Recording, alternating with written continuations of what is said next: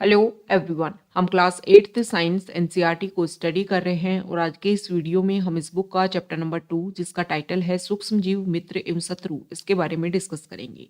तो चलो स्टार्ट करते हैं। सबसे पहले हम जानेंगे कि सूक्ष्म जीव क्या होते हैं।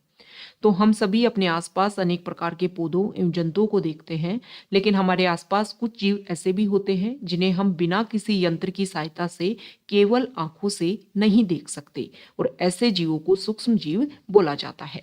इसके बाद में इस चैप्टर में सूक्ष्म जीवों के बारे में और बातें जानने के लिए कुछ एक्टिविटी दी हुई है और जब ये एक्टिविटी ये क्रियाकलाप कंप्लीट होते हैं तो हमें पता चलता है कि जो मिट्टी और पानी है उसमें अनेक छोटे छोटे सूक्ष्म जीव उपस्थित रहते हैं।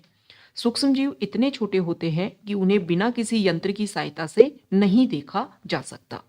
ये जो सूक्ष्म जीव हैं इनको मुख्यतः 4 वर्गों में बांटा जाता है और ये 4 वर्ग है जीवाणु, कवक, प्रोटोजोआ एंड शैवाल। इसके अलावा विषाणु, वायरस जो है वो भी सूक्ष्म होते हैं, परंतु विषाणु जो है वो अन्य सूक्ष्म जीवों से भिन्न होते हैं। कैसे? विषाणु जो है वो केवल परपोषी में ही गुणन करते हैं, अर्थात जीवाणु, पौधे और जंतु कोशिका जो है इनमें ही वायरस जो है वो गुणन करते हैं। अब यहाँ पर कुछ रोगों के बारे में बताया गया है कि कौन से रोग जो है वो कौन से सूक्ष्म जीव से फैलते हैं। तो बहुत बार ये जो रोग है, ये जो डिजीज है, इनके नेम एग्जाम में डायरेक्ट दे दिए जाते हैं और पूछ लिया जाता है कि ये कवक से फैलता है, प्रोटोजोआ से फैलता है, जीवाणु से फैलता है या फिर वायरस से फैलता है। तो यहाँ पर बताया गया है कि जैसे कि कुछ सामान्य रोग, जुकाम, इन्फ्लुएंजा मतलब फ्लू एवं अधिकतर खांसी जो है वो वायरस द्वारा होते हैं, विषाणु द्वारा होते हैं। कुछ विशेष रोग जैसे कि पोलियो और खसरा जो है ये भी वायरस द्वारा ही होते हैं। इसके अलावा अतिसार एवं मलेरिया जो है वो प्रोटोजोआ द्वारा होते हैं। टाइफाइड एवं क्षय रोग मतलब टीबी जो है वो जीवाणु द्वारा होते हैं। तो आपको इन रोगों के बारे में और कौन सा रोग किससे फैलता है ये डायरेक्ट इंपोर्टेंट फैक्ट हैं, आपको ध्यान में रखने हैं।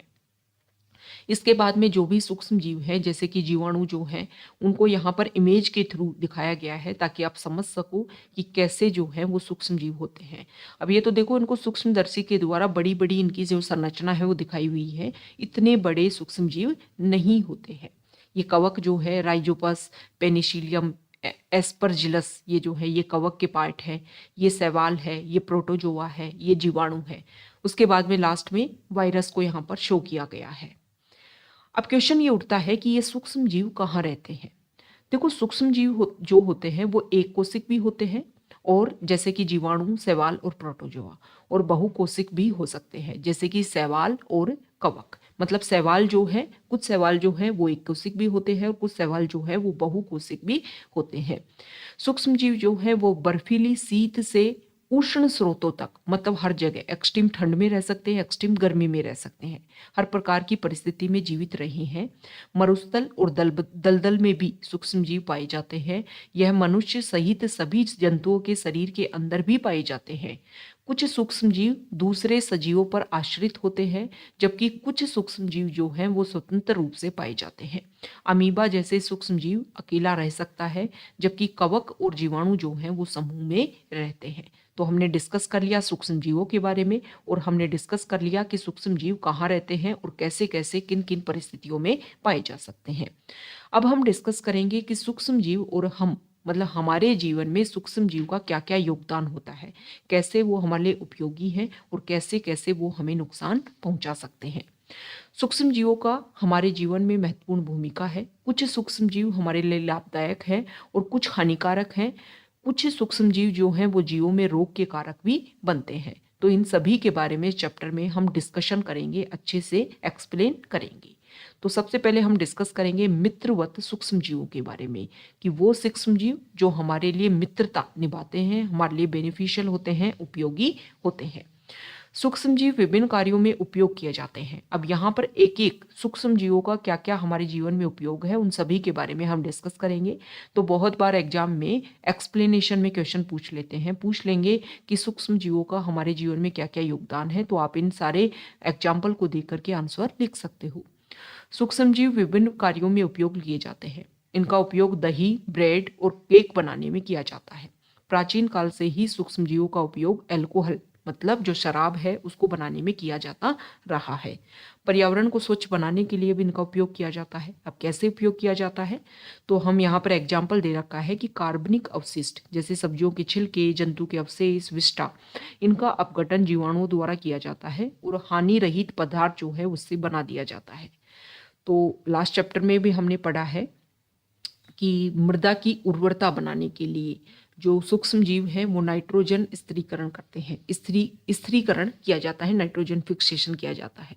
और औषधि उत्पादन में भी सूक्ष्म जीवों का उपयोग किया जाता है, जीवाणुओं का उपयोग किया जाता है। तो सबसे पहले हम समझेंगे दही और ब्रेड का बनाना सूक्ष्म जीवों की सहायता से कैसे हो पाता है। तो चैप्टर 7 क्लास 7th में हम पढ़ चुके हैं कि जीवाणु दूध को दही में परिवर्तित कर देते हैं। हम डेली बेसिस पर देखते हैं कि हमारे घर में जो है वो भी दही जमाया जाता होगा। गर्म दूध जो है, गुनगुना दूध, उसमें थोड़ा सा दही डाला जाता है और फिर उससे दही बन जाता है उस दूध से। अब कैसे बनता है, तो दही में अनेक सूक्ष्म जीव पाए जाते हैं जिसमें लैक्टोबैसिलस नामक जीवाणु जो है वो प्रमुख है, जो दूध को दही में परिवर्तित कर देता है। ये जो लैक्टोबैसिलस जीवाणु है ये दूध में जनन करके उसे दही में परिवर्तित कर देता है। जीवाणु पनीर, अचार और अनेक खाद्य पदार्थों के उत्पादन में सहायक है। रवा, सूजी, इडली और भटूरे का एक महत्वपूर्ण संगठक जो है वो दही होता है। आपने अपने घर में इडली बनाई होगी, डोसा बनाया होगा, तो आप देखते हैं कि जब उसको बनाते हैं, उसका जो घोल बनाया जाता है उसमें दही जो है वो मेन इंग्रेडिएंट, मेन संगठक के रूप में डाला जाता है। अब आप क्वेश्चन कर सकते हो कि ऐसा क्यों होता है, दही क्यों डाला जाता है? क्योंकि जीवाणु और यीस्ट जो है वो चावल के आटे के किण्वन में सहायक होते हैं, जिससे इडली और डोसा बनता है। तो यहाँ पर एक एक्टिविटी दी हुई है कि आप आटा और मैदा लीजिए, उसमें थोड़ी सी चीनी डाल करके गर्म पानी मिलाइए, फिर उसमें थोड़ा सा यीस्ट पाउडर मिला करके गूंथ दीजिए। थोड़ी देर बाद में आप देखोगे इस तरीके से फूला हुआ आपको मैदा दिखेगा। यीस्ट जो है वो क्या करता है, तीव्रता से जनन करके श्वसन के दौरान कार्बन डाइऑक्साइड उत्पादित करता है। गैस के बुलबुले खमीर वाले मैदे का आयतन बढ़ा देते हैं और ये बेकिंग उद्योग में यीस्ट के उपयोग का आधार है। मतलब यीस्ट जो है इसलिए यूज किया जाता है जिससे ब्रेड, पेस्ट्री और केक बनाए जाते हैं। तो ये हमने देख लिया कि जो सूक्ष्म जीव है उनका किन किन क्षेत्रों में, दूध, दही, दही के क्षेत्र में, अचार के क्षेत्र में, साथ ही साथ में हम बात करें ब्रेड, केक, पेस्ट्री, इन सभी के क्षेत्र में सूक्ष्म जीवों का काफी ज्यादा उपयोग है। अब देखेंगे सूक्ष्म जीवों का वाणिज्यिक उपयोग। तो बड़े स्तर पर अल्कोहल, शराब और एसिटिक एसिड के उत्पादन में सूक्ष्म जीवों का उपयोग किया जाता है। जो गेहूं, चावल और फलों की रस में उपस्थित प्राकृतिक शर्करा में यीस्ट द्वारा अल्कोहल एवं शराब का उत्पादन किया जाता है। क्या किया जाता है, इनका रस निकाला जाता है, उसमें जो प्राकृतिक शर्करा होती है उसमें यीस्ट जब मिलाया जाता है तो उसके थ्रू अल्कोहल और शराब का उत्पादन हो जाता है।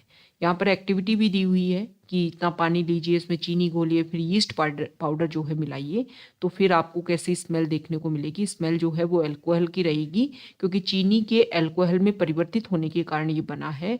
और चीनी के अल्कोहल में परिवर्तन करने की ये क्रिया जो है वो किण्वन अथवा फर्मेंटेशन कहलाती है। लुई पाश्चर जो है उन्होंने 1857 में किण्वन की खोज की थी, फर्मेंटेशन की खोज की थी। अब ये हमने देख लिया सूक्ष्म जीवों का वाणिज्यिक उपयोग क्या होता है। अल्कोहल का बड़े लेवल पर उत्पादन करने में इनका यूज किया जाता है। अब सूक्ष्म जीवों का औषधीय उपयोग, मतलब जो हमारी मेडिसिन होती है उनमें सूक्ष्म जीवों का क्या उपयोग होता है।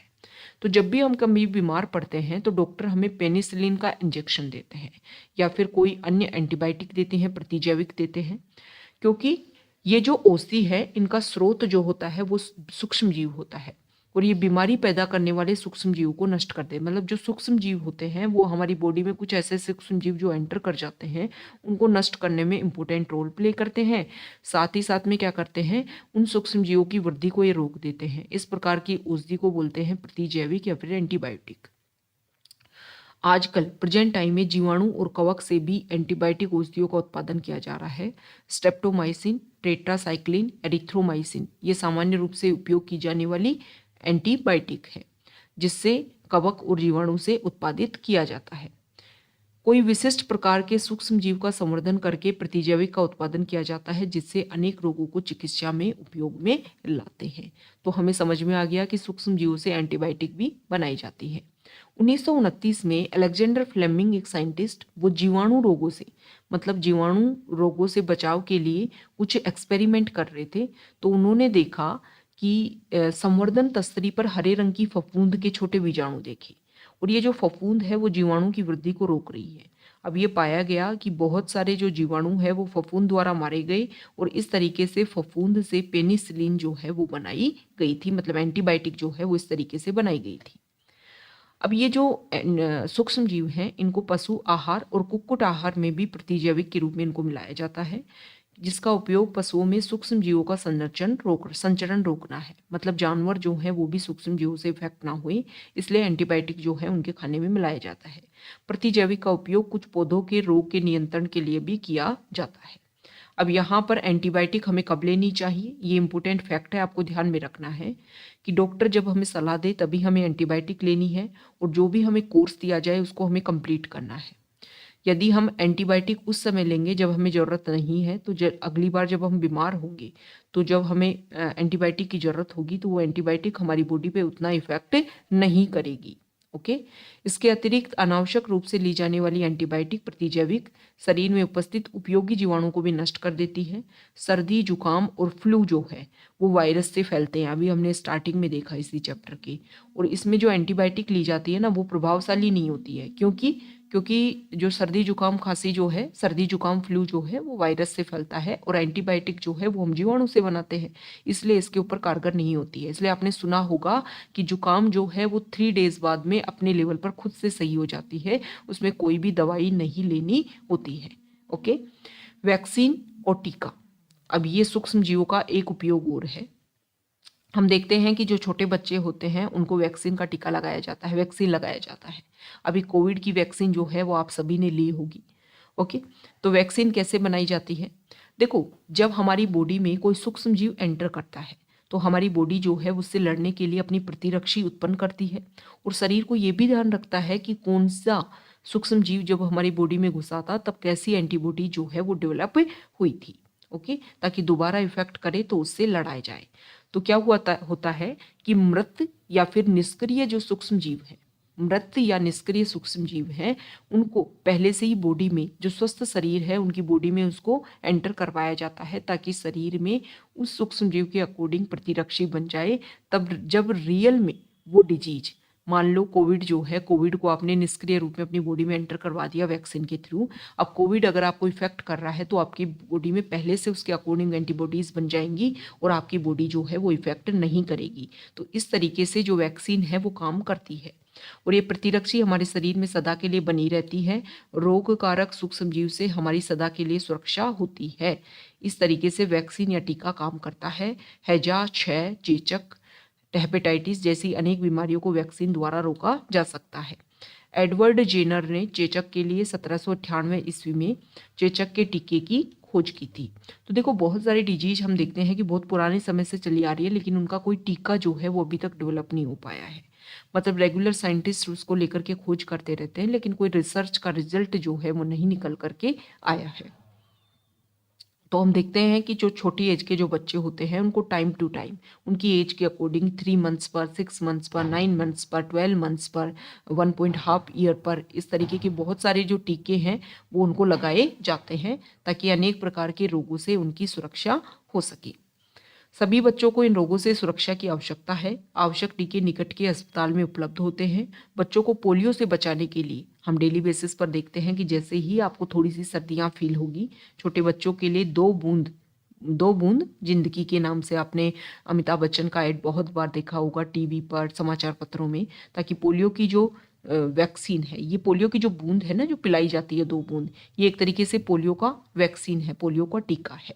और देखो, ये जो बीमारियों के जो टीके दिए जाते हैं इससे बहुत सारी बीमारियां, जैसे चेचक जो है, इसका विश्वव्यापी अभियान चलाया गया जिससे विश्व के अधिकांश भागों में चेचक का उन्मूलन भी हो गया।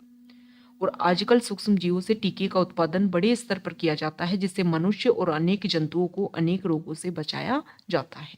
वो बीमारी जो रेगुलर इफेक्ट करती रहती है उसके लिए इस तरीके का जो वैक्सीन टीका जो है वो बनाया जाता है, इम्प्लीमेंट किया जाता है। हमेशा उसके अकॉर्डिंग एंटीबॉडीज बॉडी में रहती हैं ताकि उस डिजीज से इफेक्ट देखने को ना मिले। अब हम देख लेते हैं कि मिट्टी की उर्वरता में वृद्धि होती है सूक्ष्म जीवों की वजह से। तो देखो, कुछ जीवाणु एवं नीले हरे शैवाल जो है वो वायुमंडलीय नाइट्रोजन का स्थिरीकरण कर सकते हैं। इस प्रकार मृदा में नाइट्रोजन का संवर्धन होता है, उसकी उर्वरता में वृद्धि होती है और इन्हें सामान्यतः जैविक नाइट्रोजन स्थिरीकारक कहते हैं। क्या होता है, इस तरीके के बैक्टीरिया होते हैं हमारी जो जमीन है उसमें। अब पर्यावरण देखो क्या होता है कि जो हमारे वायुमंडल में जो नाइट्रोजन है, आप सभी को पता है कि गैस में अगर हम कंपैरिजन करें तो सबसे ज़्यादा मात्रा जो है वो नाइट्रोजन की है। लेकिन नाइट्रोजन को सीधे हमारे पेड़ पौधे जो है वो अवशोषित नहीं कर सकते हैं। इसलिए हमारी भूमि में जो राइजोपस जो बैक्टीरिया होता है वो जो लेग्यूमिनस पौधों की जड़ों में पाया जाता है, और कुछ नीले हरे शैवाल जो होते हैं, ये मिलकर के नाइट्रोजन का स्थिरीकरण करते हैं और नाइट्रोजन को उसके अनेक अन्य यौगिकों में परिवर्तित कर देते हैं, और फिर वो यौगिक जो है वो पानी में घुल करके उनको पेड़ पौधे जमीन में जड़ों के थ्रू जो है वो खींच लेते हैं, शक कर लेते हैं और फिर उनका यूज़ करते हैं। ओके, तो इस तरीके से मिट्टी की उर्वरता को बढ़ाने में भी, मतलब नाइट्रोजन स्थिरीकरण करने में भी सूक्ष्म जीव जो है वो काफ़ी ज़्यादा उपयोगी होते हैं। अब बात कर लेते हैं पर्यावरण के शुद्धिकरण की।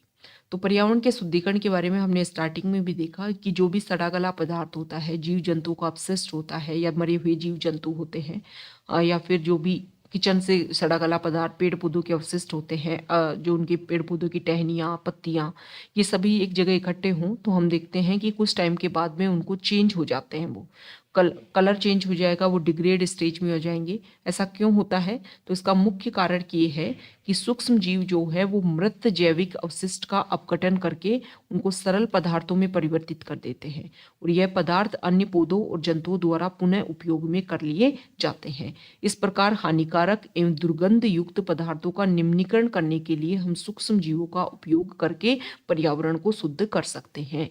तो हमने यहाँ पर डिस्कस किया कि जो भी सूक्ष्म जीव होते हैं वो कितने उपयोगी होते हैं, साथ ही साथ में उनका क्या क्या उपयोग होता है, किस तरीके से वो हमारे लिए हेल्पफुल होते हैं। तो ये तो हमने उपयोग देख लिया सूक्ष्म जीवों का। अब हम डिस्कस करेंगे कि सूक्ष्म जीवों से हमें क्या क्या नुकसान हो सकता है, मतलब हानिकारक जो सूक्ष्म जीव है उसके बारे में इस चैप्टर का जो नेक्स्ट पार्ट आएगा, नेक्स्ट वीडियो आएगा, उसमें हम डिस्कस करेंगे। तो अगर आप यहाँ तक आए हैं, वीडियो आपको अच्छा लगा है तो प्लीज़ वीडियो को लाइक कीजिए, शेयर कीजिए और चैनल को सब्सक्राइब कीजिए। Okay, thank you.